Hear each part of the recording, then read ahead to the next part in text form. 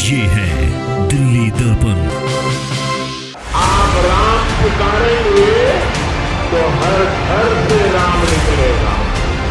ये पहला देश होगा जिसका प्रधानमंत्री अपनी मेहनत करके हड्डी हड्डी गला देगा। भारत के खिलाफ कितना बड़ा षड्यंत्र रचा जा रहा है, इसके बाद उस आदमी के ऊपर उंगली उठाते हो, शर्म नहीं आती?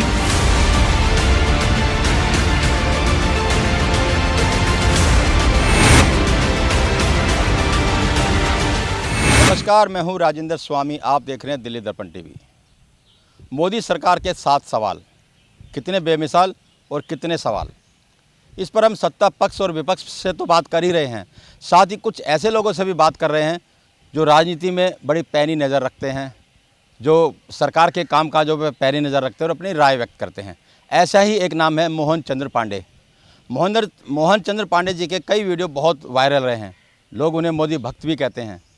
कोई उन्हें विधायक कहता है तो कोई उन्हें सचिन पायलट का ससुर कहता है, तो कई लोग ऐसे भी मिले जिन्होंने ये दावा किया कि वो पाकिस्तान के एक जज हैं। मोहन पांडे जी क्या हैं, ये तो हम बात करेंगे ही करेंगे। साथ ही मोदी सरकार के 7 सवाल, जो 7 साल हैं, उन पर भी हम बात करेंगे और उन मुद्दों पे बात करेंगे जो सोशल मीडिया के ज़रिए जो ये अक्सर समय समय पर उठाते रहते हैं, जो करंट इश्यूज़ होते हैं, उन पर बेबाकी से अपनी राय रखते हैं। मोहन चंद्र जी, पहले तो ये बताएं कि क्या कहें आपको। पहले तो मैं आपको बहुत शुक्रिया अदा करना चाहूँगा कि आपने मुझे ये मौका दिया कि आपसे मैं ये कम से कम आज के करंट टॉपिक के ऊपर बातचीत कर सकूं। और मैं अपने जो मेरे पूरे व्यूअर्स हैं उन सब का भी बहुत बहुत धन्यवाद देना चाहूँगा कि वो लोग मुझे सुनते हैं और मेरी राय को आगे तक पहुँचाते हैं। तो कई मतलब लाखों में हमने व्यूज़ आपके देखे हैं। तो जब आप इस तरह के वीडियो प्रेषित करते हैं, सोशल मीडिया के जरिए अपनी बात रखते हैं, तो किन मुद्दों को आप मतलब खासकर मोदी सरकार पे नज़र रखते हैं या मोदी जी के, केवल मोदी जी के कामकाज पर?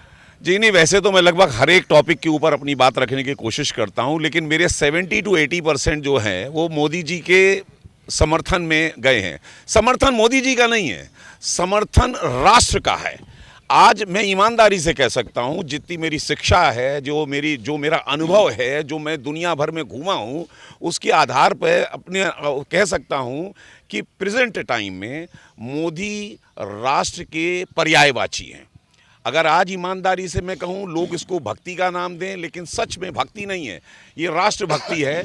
क्योंकि अभी तक मुझे ऐसा समझ में नहीं आता कि कोई भी ऐसी चीज़ हुई हो जो गलत हुई हो, लेकिन वो गलती के साथ में मोदी जी की नीयत गलत। मेरा ये कहना है कि मोदी जी जो काम करते हैं, इतना काम करते हैं, उसमें गलती स्वाभाविक हो भी सकती है, लेकिन सबसे बड़ी बात यह है कि नीयत गलत नहीं है।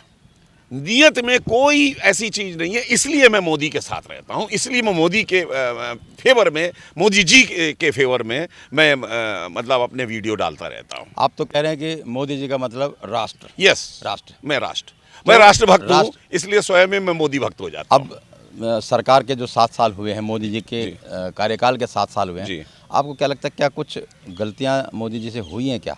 अगर है तो क्या है? मैं कहता हूं ईमानदारी से, मेरा नज़रिया बहुत ही क्लियर है। मोदी जी ने इतने सारे काम किए हैं जो काम आज तक के इतिहास में हुए नहीं। इन 7 सालों में सबसे बड़ा काम, देखिए मोदी जी को चुना क्यों था? जिस वक्त मोदी जी को चुना गया है, उस वक्त पूरे देश के अंदर एक ही बात थी कि साहब भ्रष्टाचार अपनी चरम सीमा पर था।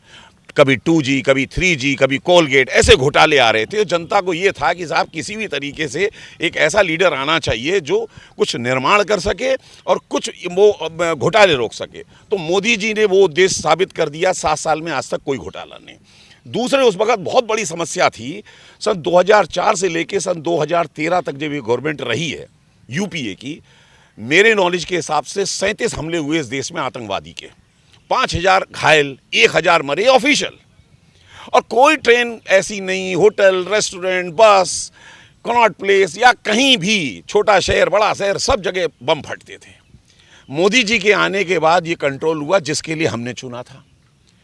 इसके पश्चात आते हैं कि साहब मोदी जी ने विदेश नीति क्या बनाई। अब आप खुद समझिए कि जो पाकिस्तान रोज धमकाता था, ये बम मार दूंगा, ये कर दूंगा, मेरे पास परमाणु बम है।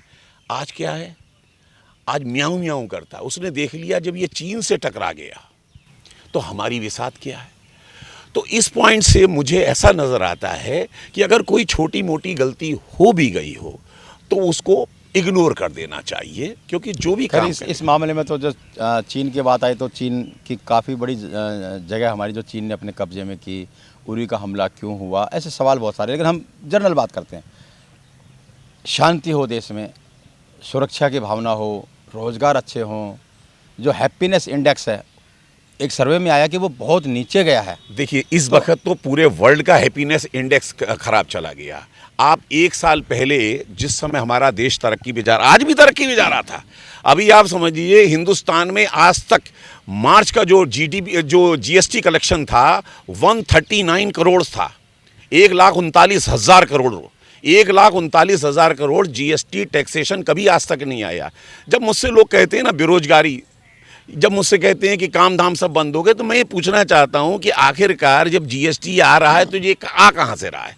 जब कुछ चल रहा होगा तभी तो आ रहा है। नहीं, जब कुछ बिक रहा होगा तभी तो आ रहा है। कुछ चीज़ें सिस्टम में आई हैं, लेकिन आंकड़े ये भी तो बताते हैं ना कि हमारी जीडीपी बांग्लादेश से भी नीचे है। जीडीपी नहीं, पर व्यक्ति आय, जीडीपी भी नहीं आया है, पर व्यक्ति आय में डाउन हुआ है। लेकिन पर व्यक्ति आय का कैलकुलेशन देखिए हमारा उनका बहुत अलग है। हम 139 करोड़ के ऊपर 139 करोड़ पॉपुलेशन में काम कर रहे हैं। आज हमारी जो समस्या है, आज बांग्लादेश से वो तो कर लेते हैं, वहाँ इस जैसा गंदा विपक्ष है जैसा यहाँ पर है। हर आदमी तो टांग खींचने में लगा हुआ है। जब हम वैक्सीन बनाते हैं तो पूरा विपक्ष खड़ा हो जाता है, ये वैक्सीन गलत है, ऐसा विपक्ष है वहाँ पर। अगर ये सब शांति वहाँ विपक्ष इस तरीके का होता, हमारे जैसा विपक्ष होता, तो हम बताते कि बांग्लादेश क्या है। आप वैक्सीन की बात कर रहे हैं तो वैक्सीन भी तो कहाँ मिल पा रही है आजकल हिंदुस्तान में है। और आरोप ये लगा रहे, विपक्ष आरोप लगा रहा है कि आप वैक्सीन को विदेशों में व्यापार कर रहे हैं, आप दान कर रहे हैं। जरूरत हमें है सबसे पहले। हिंदुस्तान में 15 जनवरी को वैक्सीन आई, पहला टीका 16 जनवरी को लगा। भरपूर वैक्सीन बना के रख रखी थी। हमारे विपक्षी पार्टियों ने, इस देश के विपक्षी पार्टियों ने, किसी ने कहा ये बीजेपी का है, किसी ने कहा नपुंसक हो जाओगे, किसी ने कहा हलाल का इसके अंदर मामला नहीं है, इसका सर्टिफिकेट नहीं है। इतना कंफ्यूज कर दिया कि लोग टीके होने के बाद भी टीका लगवाने नहीं जा रहे।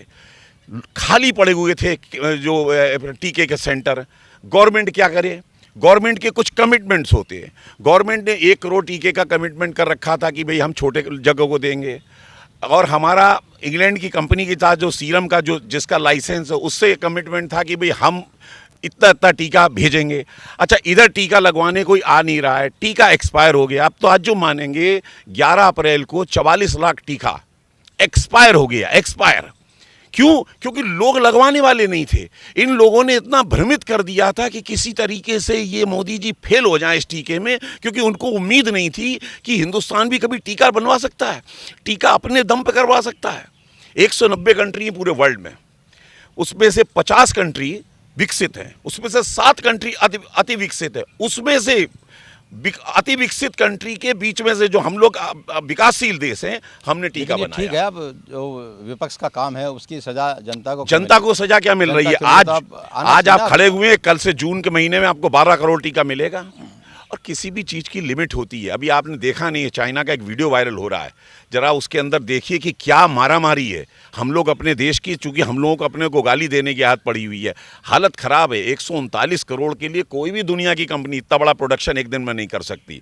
और 6 करोड़ टीके के से अगर मान लीजिए 6 करोड़ टीका उस वक्त नहीं, उन कंपनियों को संसाधन दे करके कर रहे हैं ना, बढ़ाई जा सकती है। 12 करोड़ टीका बना रहे हैं। जितना टीका पिछले 4 महीनों में 21 करोड़ टीका लगा है, उतना टीका जून महीने में 12 करोड़ आएगा, और जुलाई महीने में 24 करोड़ तक टीके का एक्सपेक्टेड है। और क्या चाहिए? चलिए, वजह जो भी रही होगी जनता डिसाइड करेगी कहाँ क्या कमी रही। कोरोना जब शुरू हुआ था जी, और विपक्ष आरोप लगा रहा कि मैनेजमेंट में फेल रह गए जी, गरीबों ने बहुत दंश झेला, बेरोजगारी का शिकार वो आज भी बने हुए 12 करोड़ लोग बेरोजगार हो गए। इन सब के लिए अभी इसके क्या जवाब विपक्ष के इन सवालों का कि मोदी सरकार फेल रही, मैनेजमेंट में फेल रही? मैं तो कहता हूँ मोदी सरकार के मैनेजमेंट ने इस देश को बचा लिया, और आज भी मोदी सरकार का ये मैनेजमेंट सारी की सारी सरकारें पालन कर रही हैं। मोदी सरकार ने ही ये दिखाया कि लॉकडाउन क्या होता है और लॉकडाउन से कैसे इस बीमारी को किया जा सकता है। कोई दवाई आज तक अभी तक नहीं है, पहले तो ये दवाई थी नहीं, पहले ना मास्क थे, ना पीपीई किट थी, ना कोई इंजेक्शन था, कोई भी चीज़ नहीं थी। उस समय पर ये मैनेजमेंट किया गया। आपको मैं बताता हूँ, 87 कंट्री नॉर्थ अमेरिका और यूरोप को मिलाकर हैं, उसमें 87 प्रधानमंत्री, उनकी जनसंख्या 138 करोड़, हिंदुस्तान की जनसंख्या 139 करोड़।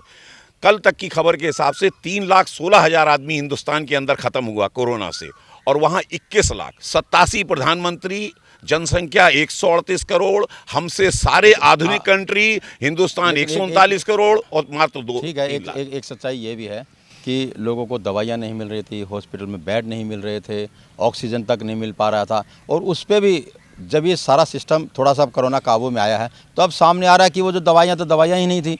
रेमडेसिविर का कोई फ़ायदा नहीं था, कोम्बिफ्लू का कोई फ़ायदा नहीं था, आपका जो प्लाज्मा थेरेपी है वो किसी काम की नहीं थी। तो ये देखिए सर, स्वामी माहौल जी, क्या है इसमें, सरकार की भी कोई जिम्मेदारी बनती है कि नहीं? आपके घर में 4 लोग हैं, 15 लोग, 10 लोग अचानक से आपके घर में आ जाएं, और मैं तो आप छोड़ दीजिए, हर एक आदमी का जो लेवल होता है, अगर टाटा के घर में भी 200 मेहमान एक्स्ट्रा आ जाएं तो प्लानिंग नहीं हो पाएगी। अचानक कोई चीज़ आती है, फरवरी मंथ तक कोई ऐसी था, मार्च के महीने में कहीं ऐसा दिखाई दे रहा था, अचानक ये बीमारी, हमें तो कहता हूँ बायोलॉजिकल वार है ये, कोई ऐसा हमारे खिलाफ षड्यंत्र किया गया है जिन लोगों को ये, जैसे डेवलप कंट्रीज़ की हम बात करें, वो इनको कोरोना के इलाज में इस्तेमाल नहीं कर रहे थे। हाँ। तो या तो हमारे पास तो अनुभव नहीं था, हाँ। लेकिन हम वहाँ से कोई रेफरेंसेस उठा रहे थे, ना हमने कोई जो ना रिसर्च किया, और रिसर्च किया हमारे गवर्नमेंट को ICMR जो इंस्ट्रक्शन और एडवाइस देता है, प्रधानमंत्री हो, कोई भी प्रधानमंत्री एक डॉक्टर तो है नहीं, प्रधानमंत्री को भी ICMR जो दे रहा है कि भाई ये आप इस दवाई को चलाइए, इससे कुछ फ़ायदा होगा, गवर्नमेंट उस चीज़ को कर रही थी। आज ICMR ने मना कर दिया कि नहीं चलाइए, तो नहीं चला रहे हैं। इसका और कोई रास्ता नहीं है, क्योंकि यहाँ पर जो बैठा हुआ प्राइम मिनिस्टर, अगर हो सकता है वो डॉक्टर होता तो साइंटिस्ट नहीं हो सकता, साइंटिस्ट हो सकता तो एडवोकेट नहीं होता, हर चीज़ में मास्टर्स तो होता नहीं है। आखिर में सिर्फ इतना कि 7 सवाल में 7 साल जो हुए हैं, अब उसमें मोदी सरकार को आप कितने नंबर देखेंगे, और आने वाले समय में क्या उम्मीद करते हैं? मेरे हिसाब से कोरोना के ख़त्म होने के बाद जो उपलब्धियां आएंगी, ये देश दंग रह जाएगा। और मैं ये भी जानता हूं कि आने वाले जो इनके 3 साल हैं, और ये किसानों का बिल का अगर इशू ख़त्म हो जाता है, इसके बाद आप समझ लीजिए जो देश की तरक्की की राह है, लोग ईमानदारी से मोदी मोदी ही करेंगे। ये एक मैं भक्त की लैंग्वेज से नहीं बोल रहा, ये मैं सच्चाई बयान कर रहा हूँ, क्योंकि नीयत का साफ, ईमानदार और मेहनती ऐसा प्रधानमंत्री ना इस देश के पास कभी था, ना कभी है, और आगे भी शायद ऐसी उम्मीद नहीं है। इसलिए आप आशा रखें, इस देश का भविष्य बहुत स्वर्णिम होने जा रहा है। जय तो बिल्कुल सुना आपने, ये थे मोदी के एक जबरा फैन, जो मोदी सरकार या मोदी के ऊपर उठे हर सवाल का ज़बरदस्त जवाब देते हैं, पूरे तथ्य और तर्कों के साथ। इनके इन जवाब से आप कितने सहमत हैं, कमेंट बॉक्स में हमें ज़रूर बताइएगा, और देखते रहिए दिल्ली दर्पण टीवी। लेटेस्ट खबरों के लिए सब्सक्राइब करें हमारा YouTube चैनल या फिर लॉग ऑन करें www.delhidarpantv.com। खबरों की कवरेज और विज्ञापनों के लिए संपर्क करें इस नंबर पर।